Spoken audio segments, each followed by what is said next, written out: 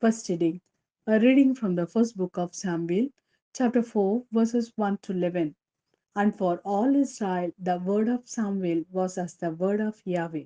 Since Eli was very old, and his sons persisted in their wicked behavior towards Yahweh, it happened at that time that the Philistines mustered to make war on Israel, and Israel went out to meet them in war, pitching camp near Ebenezer, while the Philistine pitched camp at Aphek.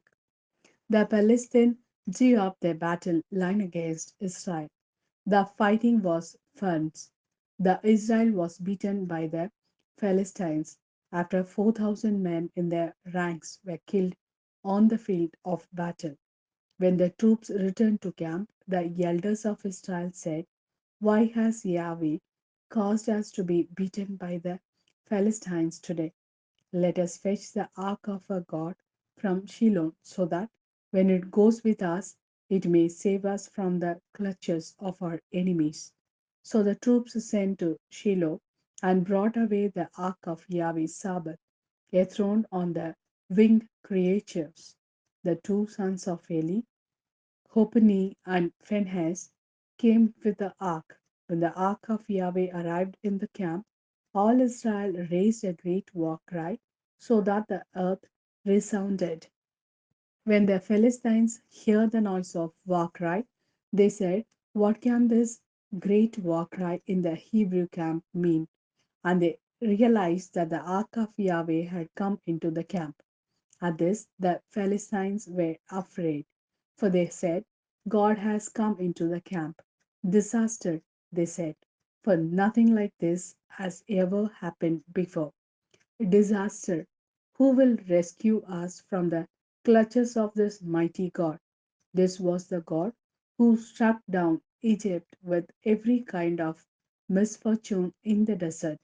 But take courage and be men, Philistines, or you will become slaves to the Hebrews, as they have been slaves to you.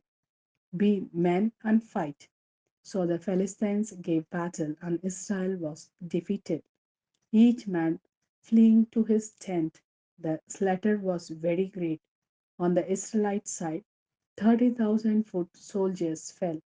The ark of God was captured too, and Hophni and Phinehas, the two sons of Eli, died. This is the word of Lord. Thanks be to God. A reading from the Gospel according to Mark, chapter 1, verses 40 to 45.